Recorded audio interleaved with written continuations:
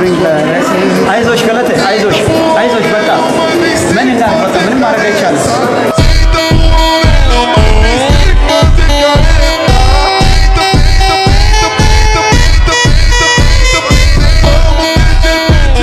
ሰላም ጤና ይስጥልኝ ውድ ተመልካቾቼ እንዴት ናችሁልኝ እኔ ደህና ነኝ ክብሩ ይስፋ ብያለሁ ዛሬም እንደተለመደው ለእናንተ ወቅታዊ አዳዲስ መረጃ ዘር ቪዲዮዎች ይዤላችሁ መጥቻለሁ አብራችሁኝ ቆዩ እኔ ምንቴ ነኝ ቻናሉ ደግሞ ምንቴ 22 ነው ሰብስክራይብ በማድረግ ቻናሉ ፋሚሊ መሆን እንዳትረሱ ቤተሰቦች በተጨማሪም ቪዲዮን እንደምትወዱት አልጠራጠርምና ላይክ አድርጉ ላይክ ማድረጉ ስለሚጠቅም ነው ላይክ በማድረግ እንግዲህ ፍቅራችሁን ግለጹልኝ ለማለት ፈልጋለሁ ቤተሰቦች እንግዲህ እንደ ሁሉ ጊዜው እኔ እዚህ ይዤላችሁ በመጣኋችሁ ቪዲዮዎች ላይ ሐሳብ አስተያየቴን የግል አመለካከቴን እገልጽላችኋለሁ እኔ ትክክል ላልሆን እችላለሁ እናንተ ኮሜንት ሴክሽን ላይ ገብታችሁ የእናንተን አስተሳሰብን የእናንተን አመለካከትን እንግዲህ ኮሜንት ሴክሽን ላይ በነጻነት ግለጹልኝ ሐሳባችሁ ስለሚጠቅመኝ ሐሳብ መስጠት እንዳትረሱ ወደ ቪዲዮቹ እንሄዳለን አብራችሁኝ ቆዩ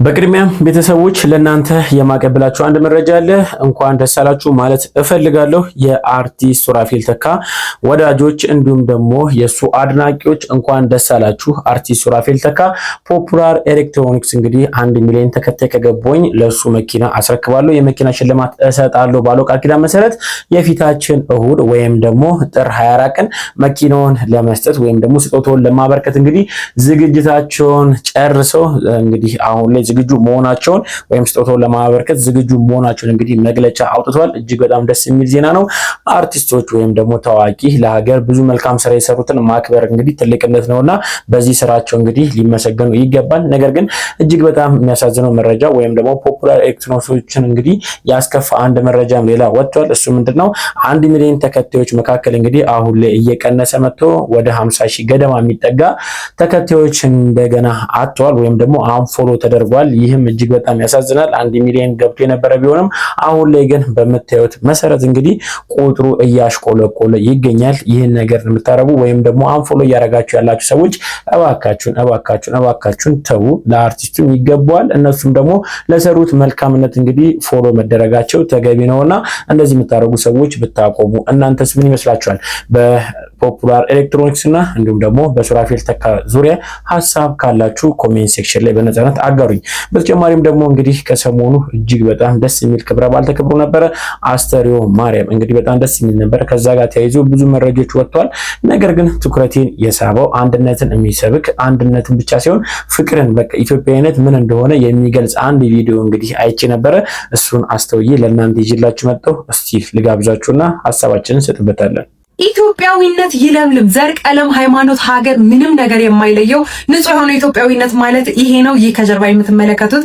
አስገራሚና ድንቅ የሆነ ምስልም እንግዲህ የእመቤታችን ቅድስት ድንግል ማርያም ዓመታዊ በዓል ወይም ደግሞ አስተሪዮ ማርያም በጭንቻ ምድር በሚከበርበት በዚህ ዕለትም እንግዲህ እኒህም አስገራሚ የሆኑና ድንቅ የሆኑ ሙስሊም አባት በአካባቢው የሚገኙ ኦርቶዶክሳዊ የሆኑ ማህበረሰቦች እንዲሁም ደግሞ ወንድምና ወላጆቻቸውን ሲረዱ በስራ ሲያግዙ የሚያሳይ አስገራሚ የሆነ ምስል ነው በዓሉን ለማክበር እንግዲህ በአካባቢው ላይ የተለያዩ ጽዳት እንዲሁም ደግሞ አስፈላጊ የሆኑ ስራዎች በሚከናወኑበት ሰዓት እና አባት በማገዝ እንግዲህ በአካባቢው ላይ ይሄንን አስደናቂ የሆነ ፎቶ ማግኘት ችለናል እጅግ በጣም ደስ የሚልና የዕለቱ ምርጥ የሆነ ፎቶ ነው ማለት እንችላለን በአጠቃላይ ለእመቤታችን ቅድስት ድንግል ማርያም ወይም ደግሞ ለአስተሪዮ ማርያም እንኳን አደረሳችሁ ማለት ፈልጋለሁኝ ይህ ምስል ስታዩ ምን እንደተሰማችሁ ኮሜንት ላይ አጋሩኝ መልካም ቀን ይሆንላችሁ ይህ መረጃ ከወጣ ሰዓት ጀምሮ ብዙዎች እየተቀባበሉት አንድነትን ፍቅርን እንግዲህ የሚሰብክ ጉዳይ ስለሆነ ብዙዎቻችን በእንደዚህ አይነት ጉዳይ ላይ ትንሽ ስሜታዊ ነንና እጅግ ስሜታዊ ሆነው ሐሳባቸውን እየሰጡ ይገኛሉ እናንተስ ምን ይመስላችኋል ከዚህ ጋር ተያይዞ ሐሳብ ካላችሁ ኮሜንት ሴክሽን ላይ ግለጹልኝ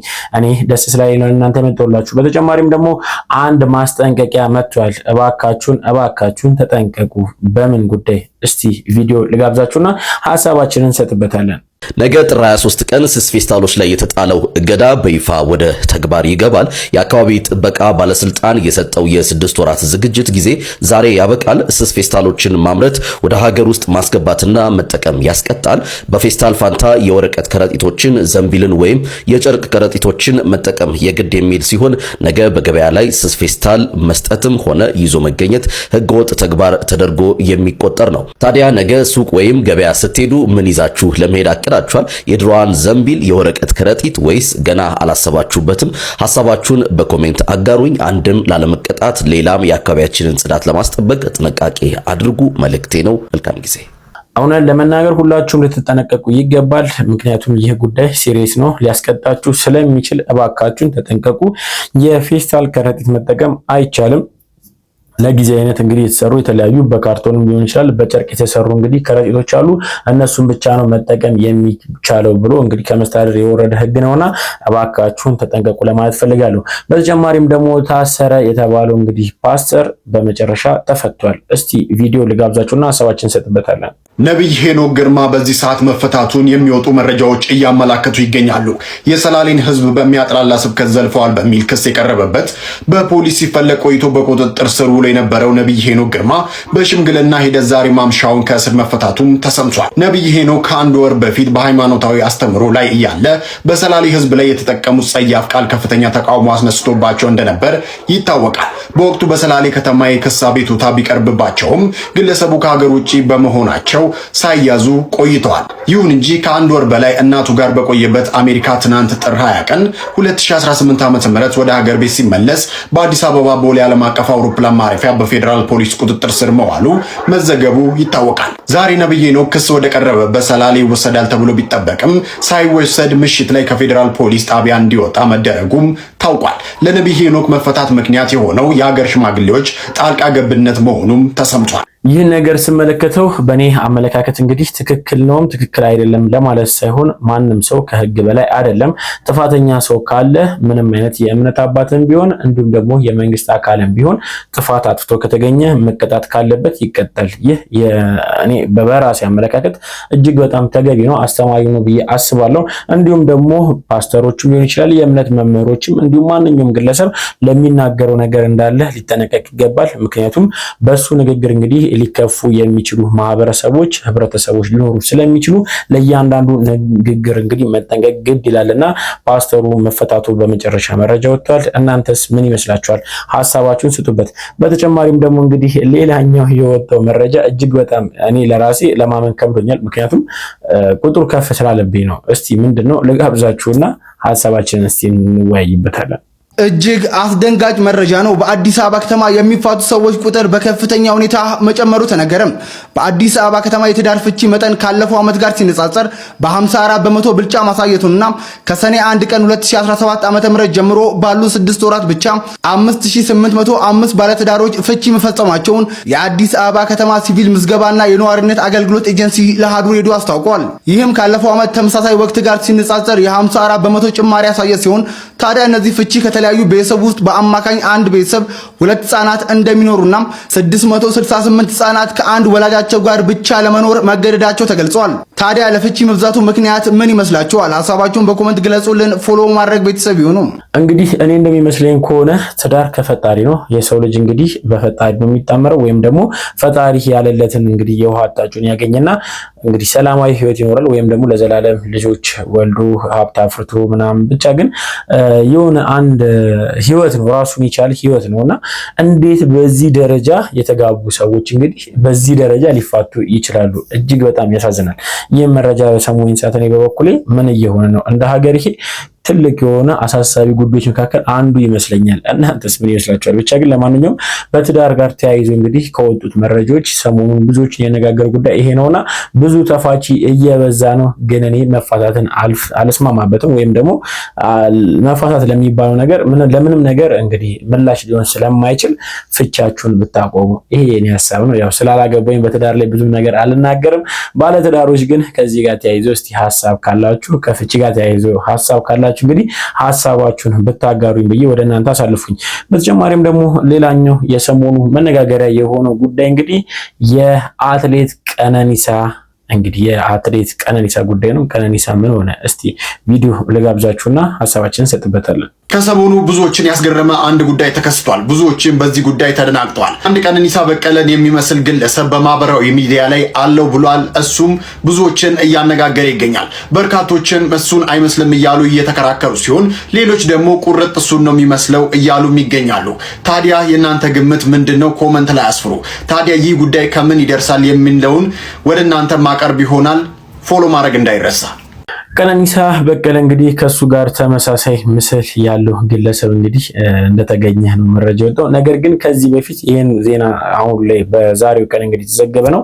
ነገር ግን የዚህ ግለሰብ እንግዲህ ምስል በመጠቀም ቀነኒሳ በቀለ በትልቅ ችግር ውስጥ እንዳለ ወይም ደግሞ ትልቅ ችግር ውስጥ እንደገባ አድርገው መረጃዎች ሲሰራጩ ነበረ። ነገር ግን እጅግ በጣም ፍጹም ውሸት የሆነ መረጃ ነው። ምክንያቱም ቀነኒሳ በቀለ ጋር ተመሳሳይ ገጽታ ወይም ደግሞ ተመሳሳይ መልክ አለው እንጂ ቀነኒሳ በቀለ አይደለምና የቀነኒሳ በቀለ አድናቂዎች እንግዲህ በዚህ ጉዳይ ላይ ይህ መረጃ ከወጣ ሰዓት ጀምሮ እንግዲህ ብዙዎቻችሁ ተረብሻችሁ ነበረ።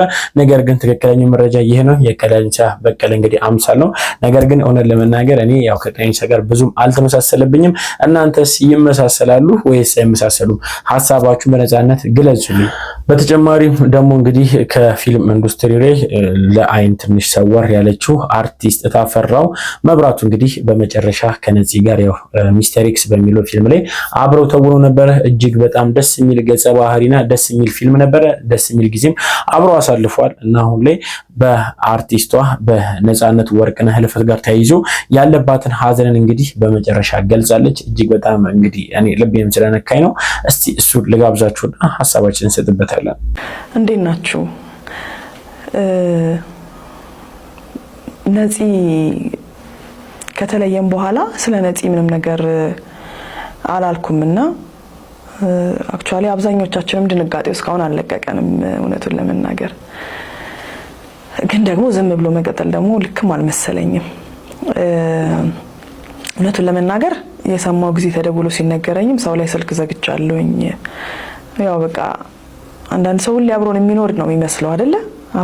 አብሮን የሚቀጥል እያሳቀን እያጫወተን አብሮን የሚኖር የሚመስሉ ሰዎች አሉ አጠገባችን። እንደዛ ነበረ ነፂና ከነፂ ጋር አንድ ፊልም ሰርቻለሁኝ ሚስተር ኤክስ የሚል ትንሽ ቆይት ብሏልና እዛ ላይ የኔ ካራክተር አኪ ትባላለች። ነፂ እስከ በህይወት እስከነበረበት ጊዜ ድረስም አኪ እያለ ነበር የሚጠራኝ እውነቱን ለመናገር እና የኔ ካራክተር ስለ ነፃነት ካራክተር እዛ ላይ ምን ትላለች? እሱ እኮ የኛ አድባር ነው፣ የቤታችን ድምቀት፣ የሁላችን ሳቅ እኮ ነው ምናምን የሚል ዲያሎግ አለኝና ልክ ወረዳ ከተማ አስመሰለው እንዴ የዚህ ቤት ቺም እኮ ነው፣ የሁላችንም ሳቅ ወዛችን እኮ ወዛችን ማለፉን እንደሰማሁኝ እሱ ነው ትዝ ያለኝ እና ነፂ የጋራ ሀዘናችን ነው አይደል? የጋራ ሀዘናችንም ነው፣ የጋራም ሳቃችን ነው፣ የጋራም ደስታችን ነው።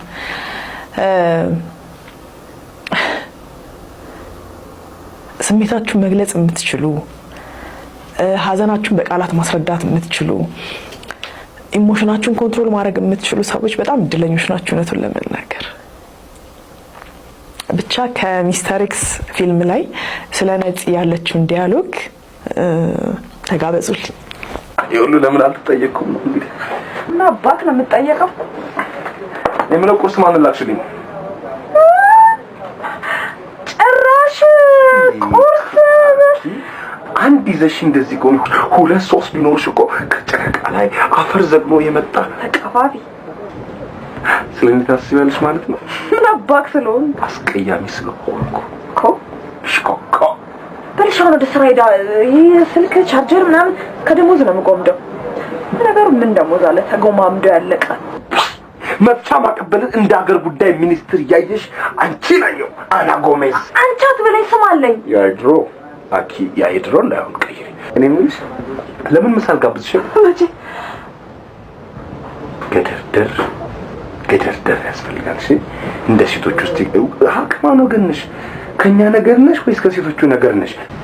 እጅግ በጣም ያሳዝናል። ምክንያቱም ያው እንግዲህ የቅርብ ወዳጅ ወይም ደግሞ የስራ ባልደረባ እንደ ቤተሰብም ሊሆን ይችላልና አንዳንድ ጊዜ ስናስበው የሰው ልጅ ወደማይቀርበት መሄዳችን የሁላችንም ተራችንን እየጠበቅነውና ነፃነት ወርቅነህ ቀድሞ ሄደ፣ እኛም ደግሞ ተከታይነን። ምክንያቱም ስለማንቀር የማንቀርበት መንገድ ወይም ደግሞ የማንቀርበት ቤታችን ነውና እንግዲህ ሁላችንም ለነፃነት ወርቅነህ ያለንን ክብርን ያለንን ፍቅርን እንግዲህ በዚህ ካለፈባት ቀን ጀምሮ እንግዲህ እስካሁን ድረስ እየገለጽን እንገኛለን። እንግዲህ ነፍስህን በአጸደ ገነት ያርግልህ፣ ለነፍስህ ማረፊያ እንግዲህ ከደጋጎቹ መሃል ያርግልህ ብዬ ሐሳብ መግለጽ ፈልጋለሁ። ለቤተሰቦቹ ለወዳጅ ዘመዶቹም እንግዲህ ከዚህ ጋር መጽናናትን እመኛለሁ። እናንተስ ሐሳብ ካላችሁ ሐሳባችሁን ግለጹበት። በተጨማሪም ደግሞ እንግዲህ ከነጻነት ጋር ተያይዞ ሰይፉ ያጋራት ምስል ተቆርጣ ወጣ እንግዲህ ብዙዎች እየተቀባበሉት ያለ ጉዳይ አለ። የነጻነት ወርቅን እንግዲህ አይኑን ለአይን ባንክ እንግዲህ እንደ ተናዘዘ ወይም ደግሞ በኑዛዜ ላይ እንዳካተተ እንግዲህ መረጃዎች ወጥተው ነበረ። እስቲ ቪዲዮ ልጋብዛችሁና ሐሳባችንን እንሰጥበታለን። አው ስሰማ እንደውም ባለቤትህ ራሱ በደረሰባት አደጋ ሁለት አይኖቿን አጣ ነበር። ከዛ እንግዲህ ከአይን ባንክ መሰለኝ በተደረገላት ልገሳ ማየት ቻለች። ዋው ደስ ይላል። በእናትህ ብዙ ሰዎችን ትኩረት የሳበ ታሪክ ነበርና ብዙ ጊዜ አሁን አይንን መለገስ በነገራችን ላይ የተወዳጁ ተዋናይ ነጻነት ለቅሶም ላይ ነው ያየሁትና ከአይን ባንክ ነው ብለው መጡ እና በህይወት ዘመኑ ልክ እንደ ታሪኩ ባባ ነጻነት ወርቅነህም እኔ ከሞትኩ የአይኔ ብርሃን ሌሎችን የሚያድን ከሆነ ብሎ ተናዟል። እና ይህንን ጥቅም እንደውም ያየሁት አንድም በባለቤትህ ነውና አንዳንዴ ምንድነው ምናምን አለመግባባትም ይከሰታል እና ጥቅሙን ካለማየት ይመስለኛል። አንተ ደግሞ የጥቅሙ ተካፋይ ነህ ብዬ አስባለሁ። ነው እውነት በጣም ቆይ ተናዘዝክ አንተ? እኔ ያው ግድ ነው እንዴ ሰው ሰይፍሻ እንዳልከው ሰው የሚመስለው ነገር አለ። አሁን የቤተሰብህ አካል አንዱ ሲያርፍ በሞት ስታጣው አይኑ ሙሉ ወጥቶ ምናምን የሚል ነገር ይፈጥርብህና ትንሽ እሱ ነገር ይረብሻል። ደስተኛ ላትሆን ትችላለህ። ግን ያ የሚደረገው እኔ እሷም ስትነግረኝ በጣም የገረመኝ ነገር የአይን ብሌን የምትባላለች በጣም ስስ ናት። ከላይ በቃ እንደ ቅርፊት እሷ ናት የምትነሳው።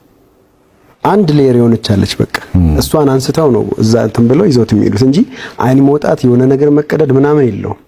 እሱን ሄዱ ለብራ እንትን የሚለውና በደንብ ሙሉ ለሙሉ አይኑ ለፈሰሰ ሰው አይሆንም። አይኑ ውሃው ያልፈሰሰ ሰው ብሌኑ ላይ ችግር ካለና በዛ እይታው ከተሰወረበት በዛ መዳን ይችላል። ምናልባት የዲ ፕሮግራም ተመልካቾች ላያውቁት ይችላሉ። አንተ ባለቤት ላይ ያጋጠመው ችግር ምን ነበር? አደጋ ሲባል ትምህርት ቤት ላይ ነው።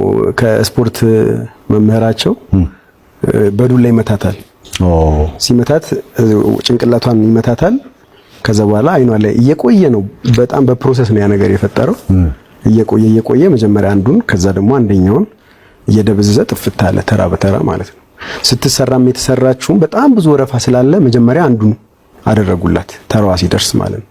ከዛ ከ3 ዓመት ነው ከሆነ ዓመታት በኋላ ለአንዱ ደግሞ ተጠራችና አንዱን ሰጧት ማለት ነው። ስለዚህ መቼም የአይን ባንክን ወይም ደግሞ የአይን ልገሳን ጥቅም ካንተና ከቤተሰብ ውጭ በመስከር የሚችል ያለ አይመስለኝም። አረ በደንብ ንገራቸው ሁላችሁም። ይሄ በጣም ትልቅ ነገር ነው። እኛ ሞተን እኛ ከዚህ ዓለም ተለይተን የምንሰራው ቁም ነገር ነው ብዬ አስባለሁ። እኛን በህይወት የሚያቆይ ለማን እንደሰጠን ላናቀው ከኛ የወሰደው ሰውዬ ላያውቀው ይችላል። ግን ለሱ ደግሞ ህይወቱ ላይ ብርሃን ሰጥቶ ማለፍ ማለት በጣም ትልቅ ነገር ነው። እውነት ለመናገር እጅግ በጣም ደስ የሚል ነገር ነው። ሊበረታታ ይገባል። እኔ ከሞትኩኝ በኋላ የኔ አይን ብርሃን እንግዲህ ለሌሎች ብርሃን ሊሰጥ የሚችል ከሆነ ለሌሎች ተስፋ የሚሰጥ ከሆነ እንግዲህ ምንም ማለት አይቻልም። መስጠቱ ወይም ደግሞ መለገሱ ተገቢ ነው ብዬ ነው የማስበው። እንግዲህ ከነጻነት ወርቅነህ በፊትም እንግዲህ አርቲስት ታሪኩ ብርሃኑ ባባ እንግዲህ እሱም እንዲህ ተመሳሳይ ውሳኔ ወስኖ እንግዲህ ብዙዎች እንግዲህ ማመስገናቸው ወይም ደግሞ የሱን መልካምነትን ሲናገሩ ነበረ። እጅግ በጣም ደስ ይላል። እናንተስ በዚህ ጉዳይ ላይ ምን አይነት ሐሳብ አላችሁ? ሐሳባችሁን ግለጹልኝ። ተጨማሪ ቪዲዮ አለ ልጋብዛችሁ። እጅግም ያሳዝናል፣ እጅግም ልብ ይሰብራል። ባል የ3 ቀን አራሷ ሚስቱን ራበኝ ስላለች ብቻ ጨክኖ ገድላት ቢባል ማን ያምናል? በበደሌ ዞን ጨዋቃ ወረዳ በአረንጓዴ ተክሎች በተከበበችው በዛች ትንሽዬ ጎጆ ውስጥ አዲስ የህይወት ብርሃን ፈንጥቆ ነበር። ዘኪያ የሱፍ ለ9 ወራት በማህፀኗ የተሸከመችው የፍቅር ፍሬ ያቺን ምስኪን ህፃን ለመጀመሪያ ጊዜ ስታቅፋት በምጥ የዛለ መላ አካሏ በደስታ ተሞልቶ ነበር። በአራስ ቤት ውስጥ የሚንገዋለለው የህፃኗ ለቅሶ ለቤቱ አዲስ ተስፋ የሰጠ ቢመስልም በስተጀርባ ግን የሞት ጥላ ያንዣብብበት ነበር። በሶስተኛው ቀን ቤቱ በበረከት መሙላት ሲገባው የረሃብ ድምፅ ቀድሞ ወደ ቤቱ ገባ። ዘኪያ ከአካሏ አካል ከፍላ ለሰጠችው ህፃን ጡቷን ለማጥባት ጉልበቱ አጠራት። ቤቱ ውስጥ የሚቀመስ የለም። እኔም ጉልበት የሚሆነኝ ምግብ ያስፈልገኛል ስትል የጠየቀችው ምጽዋት ሳይሆን ህልውናን ነበር። ሆኖም ባሏ ኢዮብ ሰይድ ያ የፍቅር ቃሏን አምኖ የገባው አጋሯ በዝምታ ጥቁር መጋረጃ ተሸፍኖ ካልጋዋ አጠገብ ቆሞ ነበር። አናግረኝ እንጂ መች ነው እንዳባወራ ኃላፊነትን የምትወጣው? ሁሌ እኔ ካልነገርኩ አንተ በቃ አይተ በራስ የምታደርገው ነገር የለም የሚሉት እነዚህ ቃላት የዘኪያ የመጨረሻ የፍቅርና የቁጭት ጩኸቶች ነበሩ። እሷ የጠየቀችው እንጀራ ቢሆንም ኢዮብ ግን የሰማው ውድቀቱን ነበር። ኢዮብ ግን በምክንያት ፈንታ ቁጣን መረጠ። ካንተ ጋር ያገናኘኝ ቀን የሚለው የዘኪያ የመረረ ንግግር በኢዮብ ውስጥ የነበረውን የተዳፈነ እሳት አቀጣጠለው። ህሊናው በንዴት ጨለመ። በአራስ ቤት ውስጥ ያቺ ደካማ እናት በተኛችበት የጥበቃና የፍቅር እጆቹ ወደ ገዳይ ቦክስነት ተቀየሩ። አፍንጫዋ ላይ የወረደው ደጋግሞ የተሰነዘረባት ቡጢ አጥንቷን ብቻ ሳይሆን የወደፊት ተስፋዋንም ጭምር ሰባበረው። የዘኪያ ደም ባልጋው ላይ ሲፈስ ገዳይ ባል ጥሎ ሸሸ። አራስ ጠያቂዎች በነጋታው ሲመጡ የተመለከቱት የቀዘቀዘ አስክሬንና እናቷን የምትፈልግ ህፃን ነበር። ሚስቱን የገደለው ባል የቡኖ በደሌ ዞን ከፍተኛ ፍርድ ቤት የ14 ዓመት እስራት ፈርዶበታል። ኢዮብ በሰንሰለት ታስሮ ወደ ወህኒ ቤት ወርዷል። ዘኪያ ዛሬ የለችም።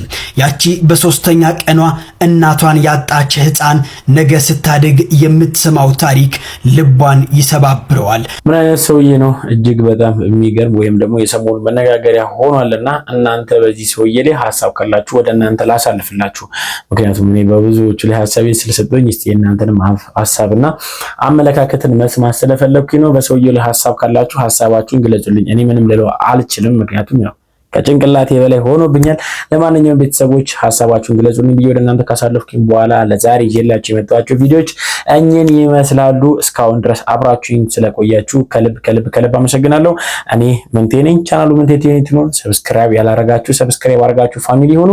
እንዲሁም በተጨማሪ ቪዲዮ እንደወደዳችሁት አልጠራጠርምና ላይክ አድርጉ። ሐሳባችሁንም ኮሜንት ሴክሽን ላይ እንግዲህ እንዲጨመር፣ እንዲቀነስ፣ እንዲስተካከል እንዲሁም ደግሞ የግል አመለካከታችሁንም በነፃነት እንግዲህ እንድገልጹልኝ ከዚህ ጋር ሐሳቤን ሰጠዋችሁ። በቀጣይ ቪዲዮ እስክንገናኝ ሰላም ቆዩልኝ። እወዳችኋለሁ።